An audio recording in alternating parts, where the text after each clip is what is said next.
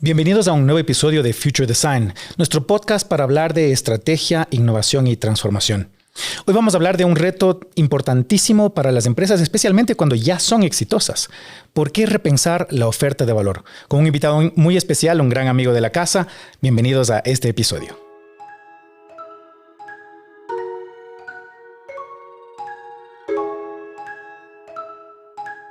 Adrián, querido, buenos días, bienvenido. Gracias por acompañarnos hoy en Future Design, este podcast que estamos relanzando desde ATID. Es un gusto tenerte acá. El gusto es mío. Más bien es un placer poder conversar con vos. Así como nosotros somos de la casa, tú también eres de la nuestra. Muchísimas gracias. Muchísimas gracias. Adrián, creo que es importante para el contexto primero, como para definir el estado del arte. Cuéntanos un poquito sobre, pues, desde los últimos 2 años, Xscale, pero antes de eso, High Telecom, una empresa exitosa, una empresa fundada de manera muy particular, muy interesante. Y luego también cuéntanos de lo que significa tener esa posición de la presidencia ejecutiva. ¿Cómo conectan esos dos espacios en tu día a día, por favor? Claro. A ver, como bien dijiste, Xscale hace un par de años ya acá es producto de la transformación de High Telecom, que nació hace a este año 25 años. Wow.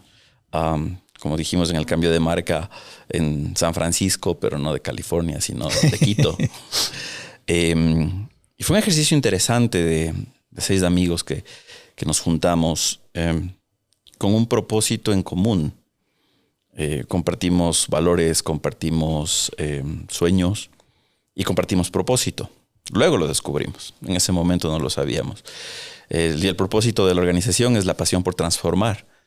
Y fieles a eso, después de 23 años decidimos mutar nuevamente, producto de una serie de ejercicios estratégicos a lo largo de nuestra vida empresarial, y nos transformamos ahora en una multinacional que tiene presencia en Ecuador, por supuesto, que es donde está la matriz, en México, en Colombia, donde estamos llevando nuestra propuesta de valor, nuestra oferta de valor, como le llamas tú, renovada, a partir de romper el status quo, ¿sí? A partir de esa pasión por transformarnos primero, para luego poder aportar al mercado, a nuestros clientes, a la sociedad, a las personas que trabajan con nosotros, en ese proceso que puede sonar muy cliché, muy trillado, pero que es fundamental. Es fundamental. Hay una frase que a mí me gusta mucho que dice que hasta el agua que da vida cuando se estanca se pudre. Ah, qué buena frase. No la había escuchado. Es un muy buen amigo mío. No es propia, es un muy buen amigo mío. Es real. Totalmente de acuerdo. Y estancarnos debería asustarnos. Debería asustarnos. Pero yo creo que vale la pena que la audiencia conozca un poquito sobre ese viaje de transformación continua que ustedes han tenido, que tuvimos el privilegio desde ese rol de consultores de acompañarles en algún momento, que ya hablaremos un poquito sobre eso. Pero High Telecom, cuando nos conocimos, era una empresa exitosa. Era una empresa con muy buenos resultados, era una empresa con muy buenos clientes en el portafolio. Es decir, no era una empresa a la que le pasaban cosas graves. Al contrario, era una empresa que venía caminando muy bien. Y justo antes, mientras estábamos preparándonos para grabar el episodio, tú mencionabas algo importante. Es que parecería ser que en el ADN de los fundadores de la compañía, incluyéndote, hay esta, como dicen en Venezuela, esta piquiña de moverse más, de hacer más. Cuéntanos sobre eso. A ver, sí, High Telecom empezó como una empresa puramente tecnológica y evolucionó hacia generar soluciones de negocio apalancadas en tecnología. No es lo mismo vender tecnología que enfocarte en solucionar problemas que se apalanquen en la misma, ¿no es cierto? Suena fácil, es un proceso largo y nace de ese susto de estancarte. ¿Sí? Eres muy generoso cuando nos dices que éramos una empresa exitosa y muy buena. Sí, nos iba bien. Nos va mejor. Pero sí sentimos eso. Ese necesitar cambiar.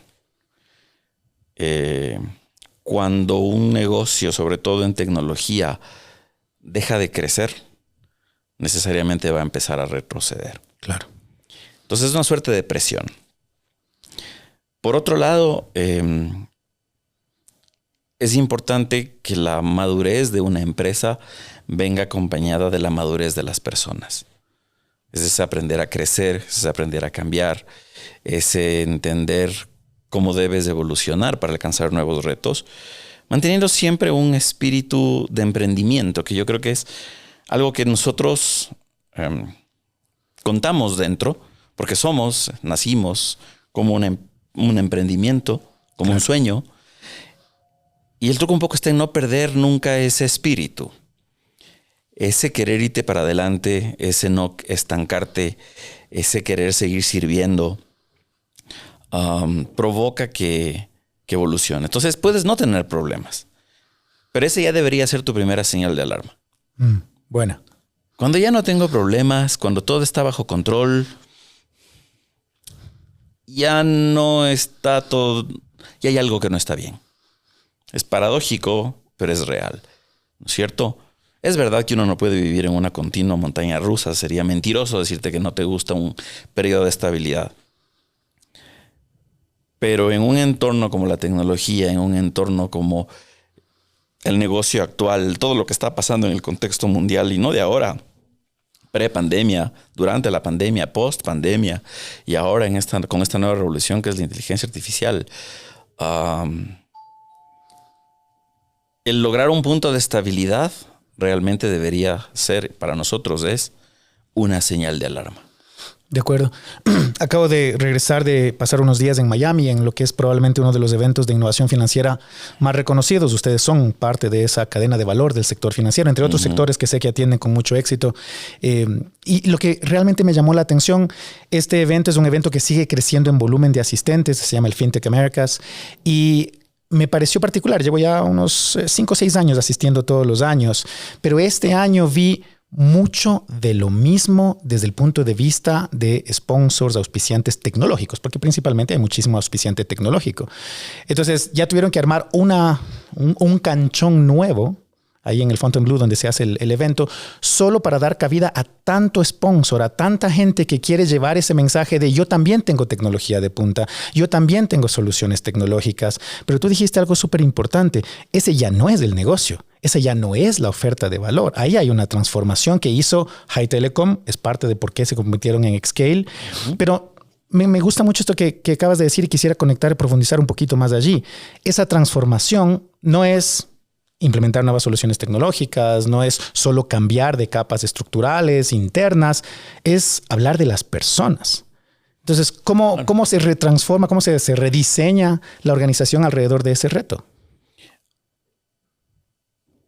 El reto es fortísimo y todo lo que acabas de mencionar, tecnología, procesos, marca, logos, etcétera, es consecuencia de un proceso de pensamiento orientado a qué quieres hacer. Fue interesante porque nosotros empezamos a cambiar la perspectiva propia de dejar de ser independientes para pasar a ser interdependientes. Que nosotros creemos que es un paso a la maduración.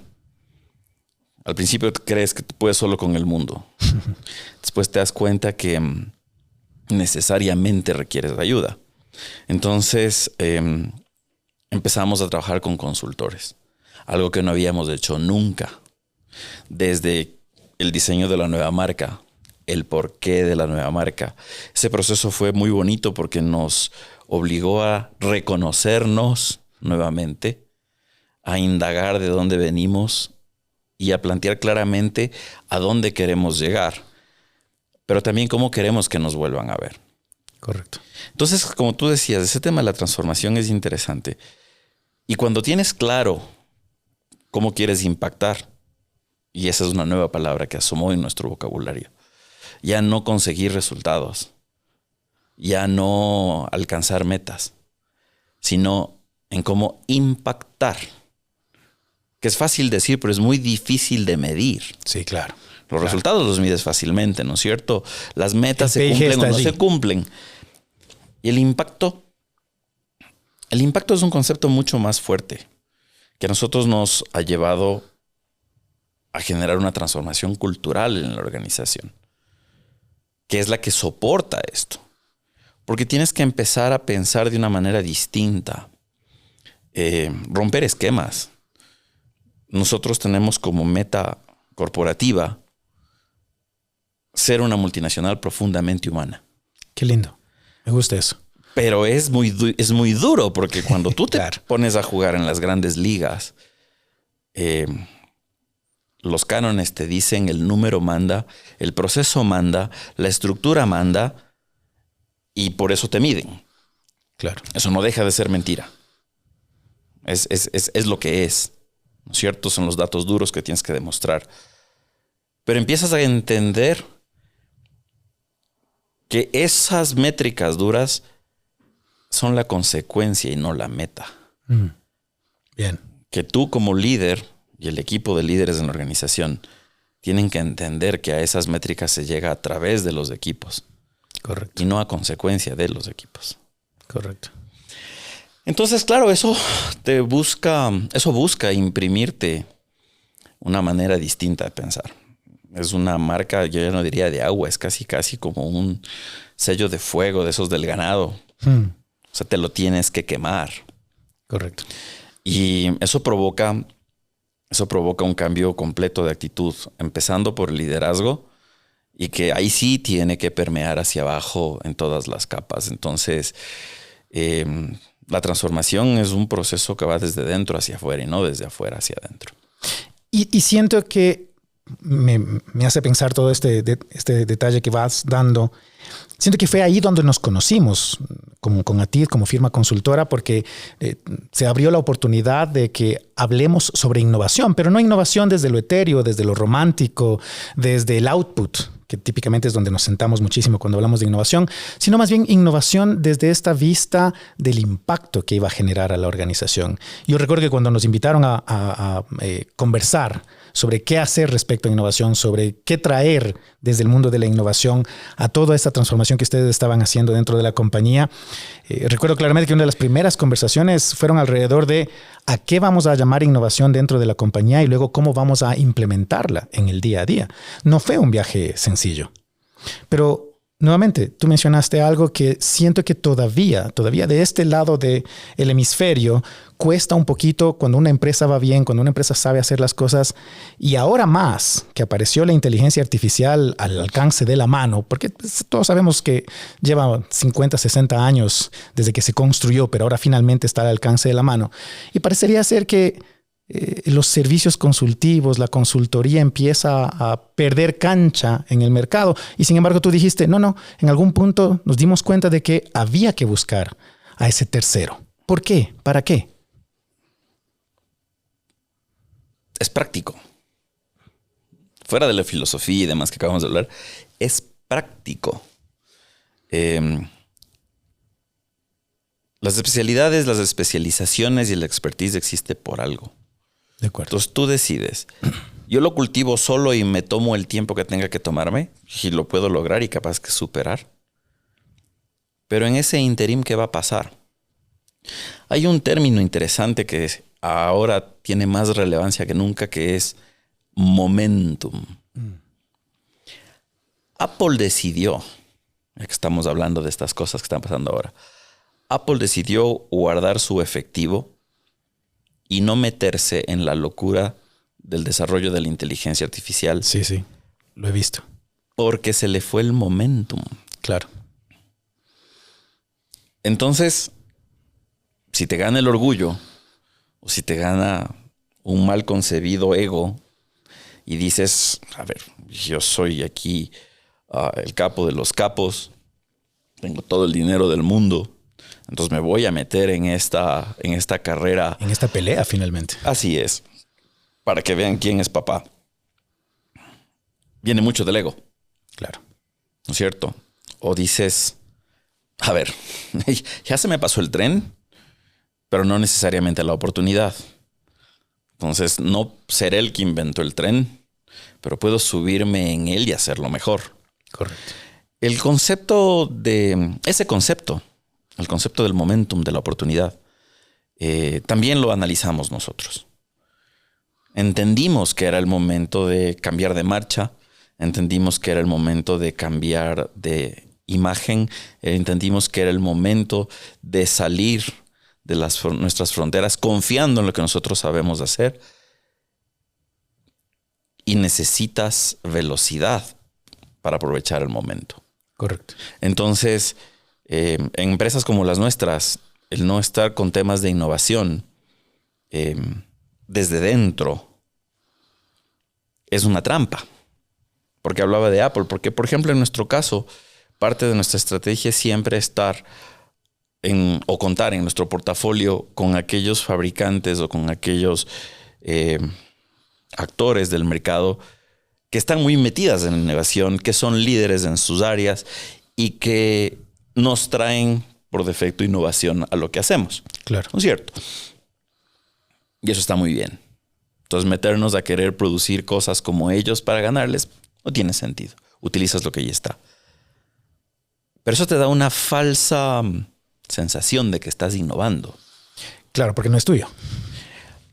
Que utilices cosas innovadoras no significa que tú estés innovando. Estás usando cosas innovadoras. De acuerdo. ¿Ya? Y en una empresa como nosotros, la innovación es más compleja porque el fin no es generar productos. Claro. ¿Te acuerdas de las discusiones que teníamos nosotros internamente? Es ¿qué queremos hacer? Mucha gente asocia innovación con producto disruptivo. Te vas a convertir en un Apple o en un Google o en un Meta y no es así. La realidad es que eso les pasa a 4 o 5 contados en el mundo y bien por ellos. El resto tenemos que abrazar más bien a un término norteamericano que a mí me gusta mucho, se llama grit. Es la perseverancia. Es el sentar la cabeza, saber a dónde vas, apasionarte por lo que haces, perseverar y seguir. Es la otra manera de llegar a donde quieres llegar. Y claro, en ese camino tú tienes que tener un baño de humildad y decir, yo no puedo hacer todo, pero yo necesito esa velocidad. Entonces, yo no puedo sentarme a pensar en cómo cambiar una marca en 3 años, la necesito ya, porque en menos de un año voy a estar internacionalizado. Todo es un trade-off. Eso cuesta. Perfecto. Si nos está yendo bien y tenemos cash, suelte. Y eso es algo complejo para los emprendedores. Suelte.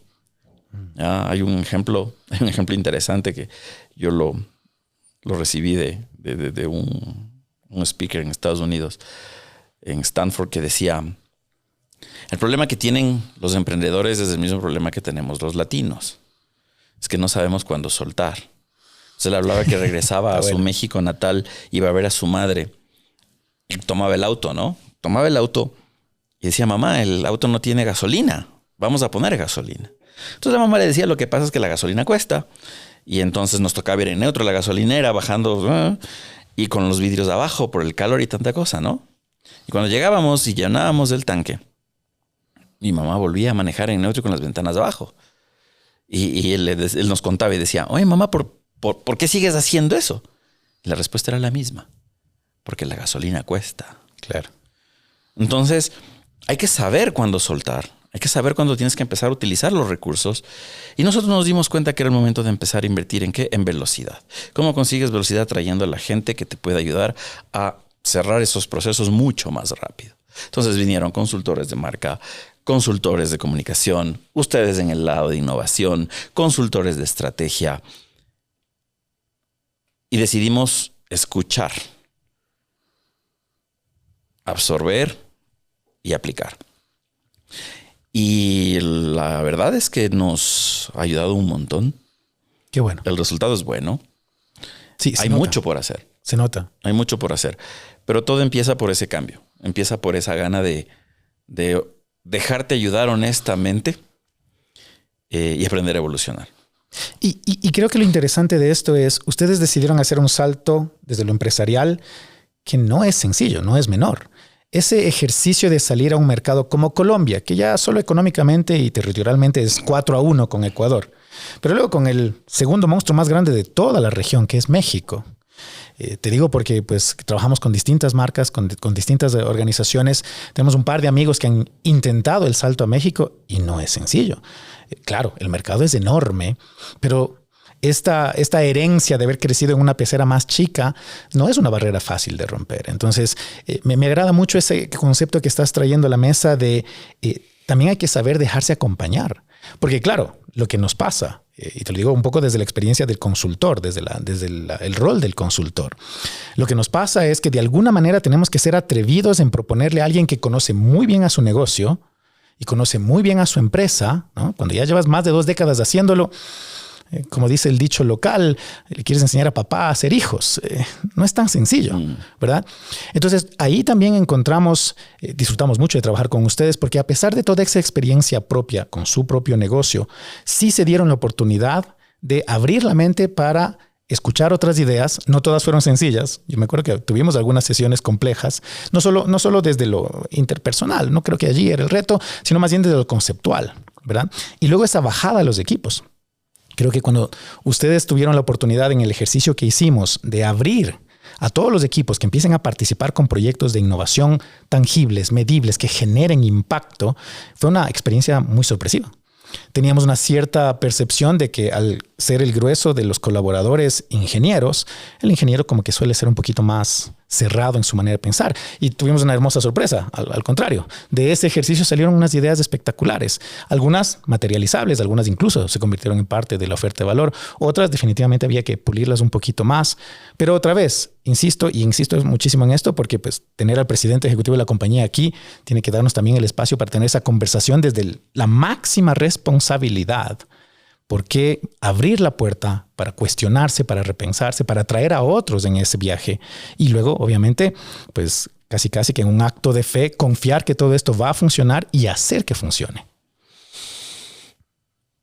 A ver, acabas de topar una cosa que es bien interesante y es el rol del liderazgo en este tipo de decisiones.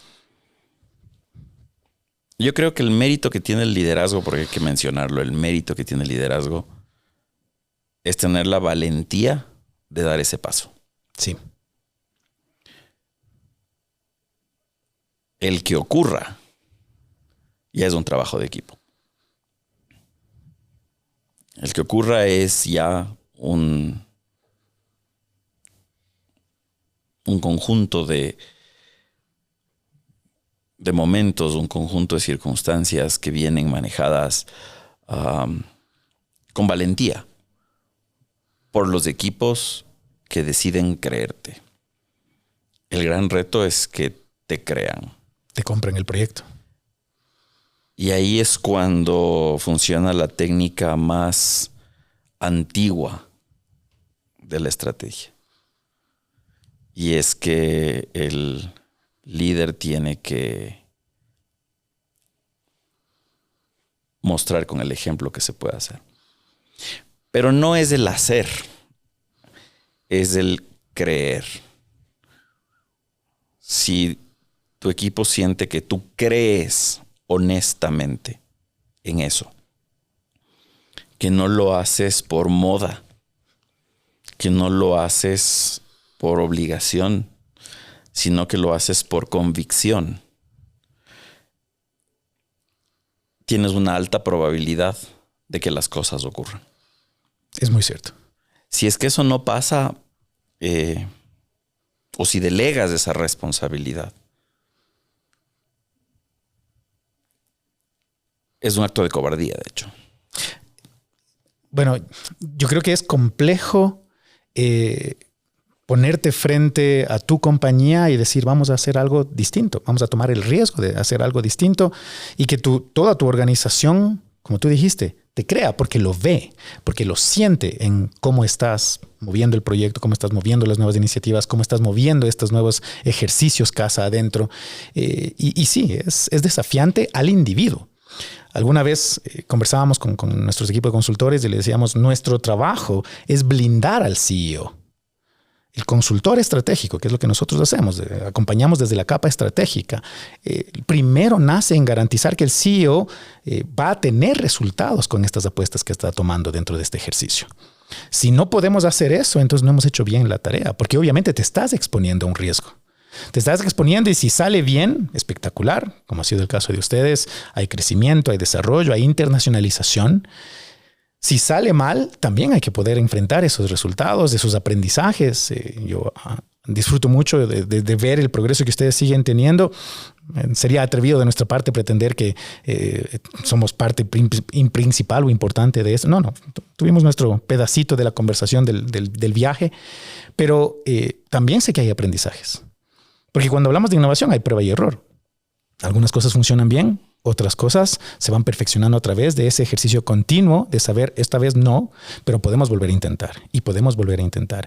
Y manejar ese mensaje frente a la compañía, frente a los equipos, como tú bien lo has dicho, no es sencillo.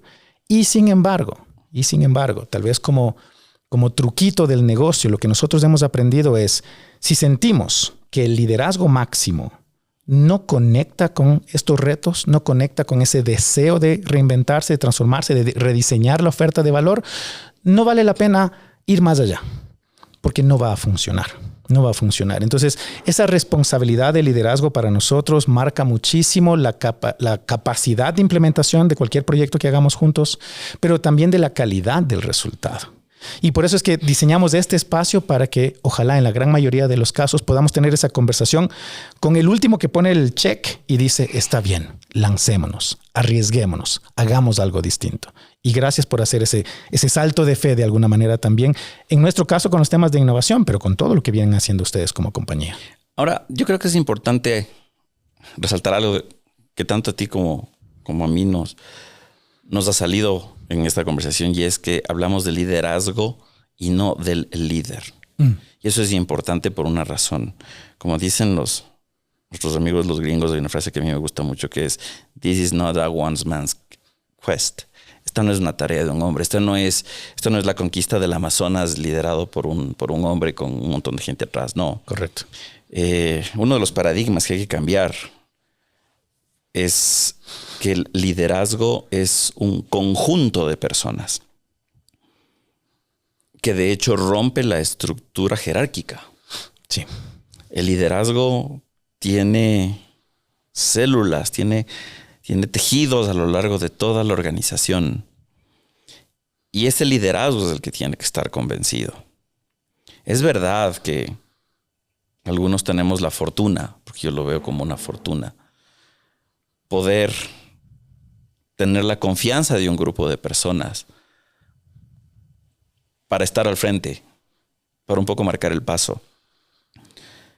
Pero no es una tarea que se logra solamente con una voluntad. No. Y la calidad de liderazgo es fundamental. La calidad de liderazgo es fundamental porque si es que tú no tienes un equipo de gente que sea capaz de, como dices tú, comprar tu idea. Yo prefiero llamarle compartir tus sueños. No te hace falta vender algo. Me gusta. No te hace falta vender algo. Trabajas desde la influencia, trabajas desde el sueño, aunque suene poético. Es lo que te mueve. Y en nuestro caso, nosotros vimos que la innovación nos estaba jugando una mala pasada. Nos estábamos engañando a nosotros que por tener un portafolio innovador ya estábamos innovando. Eso se dio la vuelta. Y te voy a decir una cosa que no te había dicho antes. Aquí la verdad, vivo. ustedes nos enseñaron a nosotros a fallar mucho. Y eso es realmente lo más valioso. Nosotros nos acostumbramos durante un par de décadas a casi no fallar. De hecho, financieramente, el único año en el que tuvimos pérdida como organización, y fue una pérdida mínima, menos de un dígito, pero muchísimo menos de un dígito, fue durante pandemia. Entonces, me ha hecho mucho ruido lo que has venido diciendo, de exitosa y demás. Claro, si ves los números podrías decir sí, pero ahí no radica el éxito. De hecho, nuestros mejores años empezaron a ocurrir cuando nos empezamos a equivocar más. Porque el error, el fracaso, te obliga a reinventarte, te da un fuerte baño de humildad, te demuestra que lo que das por sentado no necesariamente va a permanecer para siempre. Y eso es algo que nosotros valoramos muchísimo del habernos metido en los procesos formales de innovación. Me alegra muchísimo escucharlo. Yo creo que lo más valioso del proceso de innovación en el que Xscale está es su capacidad de capitalizar los errores. Bien. No te voy a decir, porque todavía no tenemos un resultado positivo desde la perspectiva de salió el megaproducto ultra exitoso.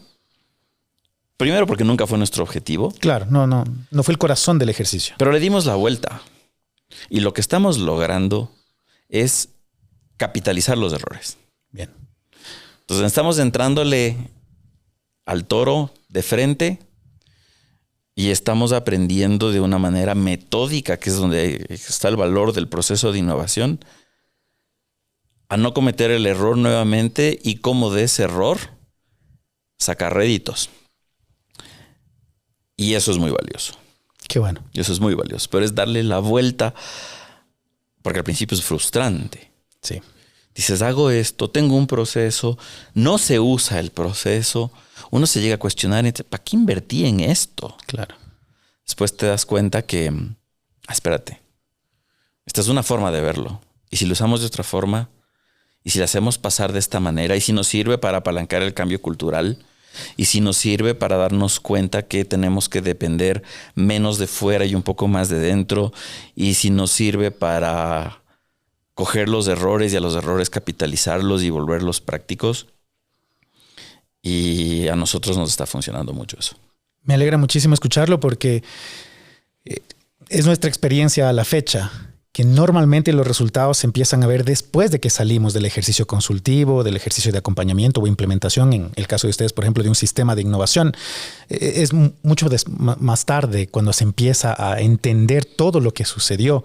Y qué bueno que también sea el caso con ustedes, que eso nos permite seguir siendo amigos, porque creo que también marca muchísimo la relación.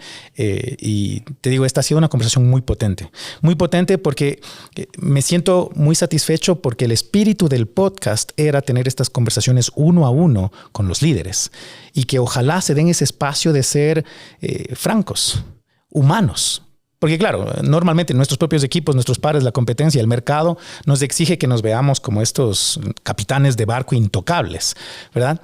Pero gracias, querido Adrián, por darte la oportunidad y el espacio de contarnos todo lo que significa liderar una compañía tecnológica que está transformando su oferta de valor, que está creciendo, que está cruzando fronteras, que está tocando el mercado de una manera distinta, pero sobre todas las cosas lo está haciendo cuidando a la gente donde están tus clientes, pero también a la gente tuya, ¿no? A la gente de tus equipos. Creo que eso es de altísimo valor y si tenemos el privilegio de liderar una empresa, qué bueno que también podemos hacer bien a la sociedad. Más allá de lo romántico que pueda significar eso, siento y creo profundamente que es parte del deber de liderar una empresa. También es generar ese impacto, como tú bien decías al principio, también con las personas, también con lo que pasa alrededor nuestro en todo ese espacio de influencia que tenemos. Como se nos está acabando el tiempo y tú y yo podríamos hablar 2-3 horas, sí quiero pedirte un favor. Has dicho cosas muy potentes y sé que los líderes, tus pares, cuando vean esta conversación va a resonar muchísimo. Pero si quisieras no despedirte de este episodio sin dejar un mensaje clave, de estas perlas que nos has dejado, una que dices, cuando hoy tengo la oportunidad de hablarle a otros líderes, a otros presidentes ejecutivos, a otros CEOs, que sí quiero garantizar que entiendan, que escuchen, que se den la oportunidad de hacer. Está complicada. Si quieres ahí. ¿Por qué es complicado? porque este tiempo, desde lo personal y desde lo contextual, ha sido de mucho cambio. Y ahora tenemos un gran reto como humanidad, que desde lo tecnológico se llama inteligencia artificial, pero desde lo conceptual es la fragilidad del ser humano ante la máquina, pero también ante sus pasiones. Estamos viendo lo que está pasando en el mundo. Y creo que en estos momentos de turbulencia geopolítica, tecnológica, estamos en medio de todo una revolución en términos de cambios, muchos cambios en el mundo. Y me voy a meter un poquito en la parte de la inteligencia artificial en particular. Creo que es momento de retornar a lo básico, back to the basics. Sí, señor. Y lo más básico que tenemos es el ser humano. Uh-huh. Es momento de fortalecer al ser humano. No para combatir el contexto, para usarlo mejor. Para usarlo mejor. Es momento de ser más humano. No más paternalista. Ser más humano. De acuerdo. Es momento de utilizar las herramientas de mejor manera. Es el momento de producir más. Pero que ese producir más significa brindar más oportunidades. Reordenar las prioridades de las oportunidades que vamos a dar, pero también de las oportunidades que nos vamos a dar. Muchas veces, mejor dicho, un poco la patente de corso que se tiene cuando uno está en una posición de liderazgo es el yo hago lo que creo que tengo que hacer. Más bien es una camisa de fuerza. No es una situación sencilla. Pocas veces pensamos en nosotros. Entonces, si tú me dices qué puedo compartir o qué me gustaría decir, primero no es ningún consejo, porque yo creo que las personas que están en posición de liderazgo, más que consejo, necesitan opiniones. Mi opinión al respecto en el momento actual, liderando una empresa de tecnología enfocada en negocio, que se está expandiendo, que tiene que lidiar con muchas cosas, es eso. Es regresar a lo básico. Es regresar al cuidado personal. Es regresar al cuidado de tu gente. Es regresar al cuidado de la sociedad en la que te desenvuelves.